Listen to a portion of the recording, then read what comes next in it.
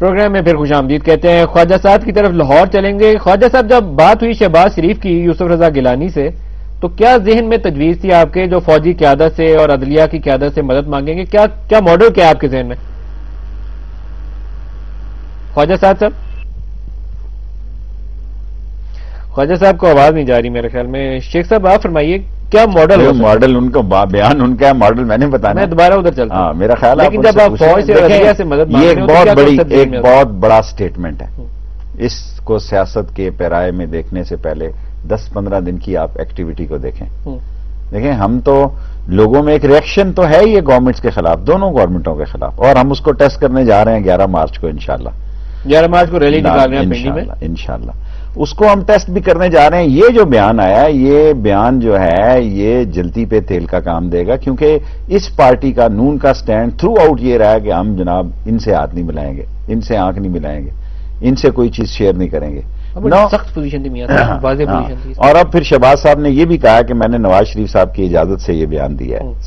اور ساتھ صاحب بھی اس کو کہہ رہے ہیں کہ صفدر بس اب ایک چیز فرمائے گا آپ کہ کیا کنیکشن ہے جے یو آئی فضل الرحمان کی جانب سے اپوزیشن جماعتوں کو بلانے میں، ایم کیو ایم کی جانب سے جرنیلوں کو کال دینے میں، اور نون لیگ کی اس پوزیشن میں؟ آپ کو تینوں میں کنیکشن نظر آتا ہے؟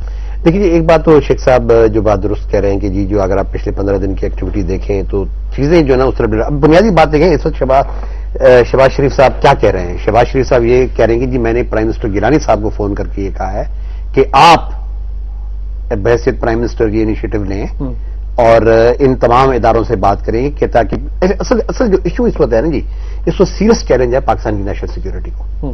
اور نیشنل سیکورٹی آج کے دور میں ڈیفائن یہ نہیں ہوتی کہ آپ کی ملٹری مائٹ کتنی ہے اور آپ کے پاس کتنے سبمرینز ہیں اور آپ کے پاس کتنے اپنے نیوکلیر وار ہیڈز ہیں، کتنے میزائلز ہیں. نیشنل سیکورٹی اس وقت جو ہے نا، آپ اکانومی کی اگر آپ کی کولیپس ہوتی ہے تو بھی آپ کی نیشنل سیکورٹی ہرٹ ہوتی ہے. اگر آپ کے سوشل انڈیکیٹرز نیچے جاتے ہیں، آپ کا جو لوگ ہیں وہ جو ان کو پانی پینے کا پانی صاف نہیں ملتا، ان کو کھانے کو کچھ نہیں ملتا، وہ نیچے جاتے ہیں، وہ نیشنل سیکورٹی کا اپنی پرابلم ہے. اس وقت پاکستان بنیادی طور پہ میں ایسے محسوس کر رہا ہوں کہ ایک سینڈوچ ہو چکا ہے between eastern borders and western borders. Western borders اب آپ کی فوج اس وقت تقریباً جو 4.5 یا 5 لاکھ فوج ہے، سیکورٹی کو ریئل ایک تھریٹ لگتا ہے کہ میں سمجھتا ہوں کہ اس وقت نیشنل پولیٹیشین کے بس سے باہر ایک ساتھ ہی ساتھ جو ہے میں سمجھتا ہوں کہ جو ایشو دوسرا کریٹ ہوا ہے وہ یہ ہے کہ اس وقت پاکستان کے اندر تصور یہ پیدا ہو چکا ہے کہ شاید جن کے ہم الائز تھے وہ الائز ہی شاید ہمیں اندر سے ڈیسٹیبلائز کر رہے ہیں. تو میں سمجھتا ہوں کہ اس وقت نیشنل سیکورٹی کو سیریس چیلنج ہے.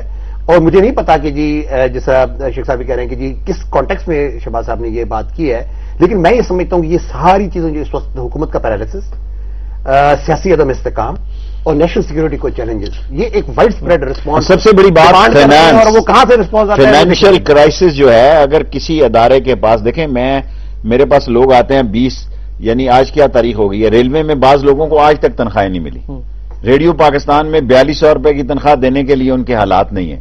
اور اگر کسی بڑے ادارے کو تنخواہ نہیں ملتی اور 3 ارب روپے کے جو نوٹ چھاپ رہے ہیں، آپ سے زیادہ فائنانس کون جانتا ہے؟ اور کوئی پٹھا بیٹھا ہوا کولیپس ہونے جاتا ہے تو پھر وٹ از دا سولوشن؟ اچھا خواجہ صاحب، آپ سے ہم سوال کر رہے تھے تو آواز نہیں جا سکی. یہ فرمائیے گا کہ جب شہباز شریف صاحب کی بات ہوئی گیلانی صاحب سے، تو کیا ایگزیکٹ ماڈل ذہن میں آپ کے، جب فوجی قیادت اور ہم عدلیہ کی قیادت کو کہیں گے کہ ہمیں مدد کرو، تو کیا چیز سیکھ کر رہے ہیں، کیا ہیلپ سیکھ کر رہے ہیں ان سے؟ نہیں، میں بات ملک صاحب پوری کر نہیں سکا تھا. میں کہنا یہ چاہ رہا تھا کہ وزیر اعظم صاحب یا صدر صاحب، ان دونوں میں سے کوئی ایک، وہ دونوں بڑے ہیں پاکستان کے، ان کو انیشیٹو لینا چاہیے. جیسے عام آدمی کو آج بھی انصاف نہیں مل رہا، سپیریئر کورٹس کے حالات ذرا بہتر ہوئے ہیں، نیچے صورتحال بہتر نہیں ہوئی اس طریقے سے جو توقع تھی. اور لوگوں کو جب انصاف نہیں ملتا، سالوں تک مقدمات پینڈنگ رہتے ہیں، تو لوگ قانون ہاتھ میں لیتے ہیں. تو عدالتی جو شخصیتیں ہیں ان سے حکومت کو بیٹھ کے ان کی مشکلات کو سمجھنا چاہیے. اگر ان کو جس طرح کی سہولتیں ہیں وہ ان کو میسر کی جانی چاہیے، تاکہ عام آدمی جو ہے جو فرسٹریٹ ہو رہا ہے اس کی انصاف کی فراہمی اس کے لیے اس کو انشور کیا جا سکے. اسی طرح ہم یہ بھی محسوس کرتے ہیں بڑی دیانتداری سے، مجھے کہنے میں کوئی بات نہیں ہے کہ حکومتی کارکردگی کے حوالے سے جہاں اپوزیشن میں اور عوام میں اضطراب ہے، تو وہاں عدلیہ اور فوج میں بھی اضطراب کی لہر دوڑی ہوئی ہے. اس ایشو کو بھی ایڈریس کیے جانے کی ضرورت ہے. اور طریقہ کار کیا ہو، تو طریقہ کار کوئی بھی وضع کیا جا سکتا ہے. کوئی غیر رسمی گفتگو ہو سکتی ہے، کوئی باقاعدہ طور پہ کوئی گفتگو کسی سے کر سکتا ہے. ہمارے اپنے ملک کے ادارے ہیں، کسی دشمن ملک کے ادارے تو نہیں ہے کہ ان سے بات کرنا گناہ ہے یا اس کا کوئی گناہ کبیرہ ہمیں ہو جائے گا. خواجہ صاحب آپ بہت اہم بات کر رہے ہیں. اعظم صاحب کو خواجہ صاحب آپ بہت اہم بات کر رہے ہیں، لیکن جنرل جو ایشوز ریلیٹڈ ہیں سیکیورٹی کے ساتھ، ان پر ضرور فوج سے اور عدلیہ سے کنسلٹیشن کرنی چاہیے، اور جو اکانومی کے مسائل ہیں ان پر اکانومسٹ کے ساتھ اور سیاسی جماعتوں کے ساتھ بیٹھنا چاہیے. خواجہ صاحب اس میں کوئی برائی تو نہیں ہے، کوئی نئی بات تو نہیں کی گئی ہے. خواجہ صاحب آپ بہت اہم بات کر رہے ہیں، لیکن جنرل کیانی اور افتخار چودھری چیف جسٹس اور چیف آف آرمی اسٹاف کیسے ایک میز کے اوپر بیٹھ کے اکٹھے کنسلٹ کریں گے؟ یا فرمائیے مجھے. اس میں آپ کی اپوزیشن جماعت کا بھی ایک رول ہے، آپ بڑی اپوزیشن جماعت ہے، ریئلٹی ہے پاکستان میں. 4 بندے اکٹھے بیٹھ کے chief justice, chief of army staff, prime minister اور نواز شریف یا شہباز جو بھی ہوں گے، کیا چاروں اکٹھے ایک میز پہ بیٹھ جائیں گے؟ تو بھائی الگ الگ بیٹھ کے مشورہ کر لیں. کوئی پابندی ہم نے کوئی فارمولا تو نہیں دیا ہے، کوئی آئینی ترمیم دے دیا کیا ہم نے؟ دیکھیے ترمیم بڑی اہم ہے، اب اس کے پیرامیٹر کو سوچنے پڑیں گے. یہ آرمی چیف سے روز ملتے ہیں، اور اس میں اگر اپوزیشن بھی ساتھ بیٹھی ہوگی تو اس نے مذائقہ کیا ہے؟ اس کو کیوں کوئی اور رنگ دینے کی ہم کوشش کرتے ہیں؟ ایک مشکلات میں گھرا ہوا ملک ہے، سفینہ ہچکولے لے رہا ہے، سیکیورٹی کے سیریس ایشوز ہیں، اکانومی جو ہے وہ بدقسمتی سے ہم ڈیفالٹ کے دہانے پہ پہنچے ہوئے ہیں. ایک دوسرے سے بات کرنا گناہ ہے کیا؟ بالکل نہیں. اس کے کئی طریقے نکالے جا سکتے ہیں. بالکل گناہ نہیں ہے، لیکن پیرامیٹرز کلیئر ہونے چاہیے. وزیر اعظم صاحب کو طریقہ سوچ لیں. شیخ رشید صاحب یہاں بڑے ایک مہان سیاسی لیڈر بیٹھے ہیں، یہ کوئی طریقہ بتا دیں گے آپ کو؟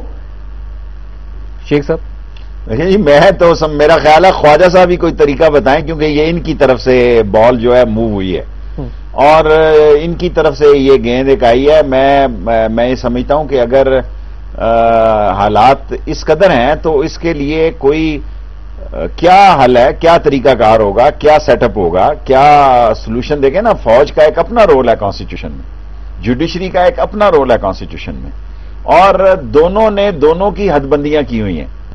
اور اس میں جو پولیٹیشین ہے، پولیٹیشین کا ایک اپنا رول ہے، لوگوں نے ان کو منتخب کیا ہوا ہے. اب جو ایک فضا بن رہی ہے، فضا جو ہے اس کا فیصلہ میرا خیال ہے آئندہ اسی ہفتے میں ہو جائے گا. اس ویک میں ایم کیو ایم فائنل ہو جائے گی کہ whether they are going to continue or not. If they are not going to continue اور فضل الرحمان صاحب پھر ساری اپوزیشن جو ہے پھر تو مرکز کی تو گورنمنٹ کولیپس ہو گئی تھی. دین اٹس فنش ان سینٹر.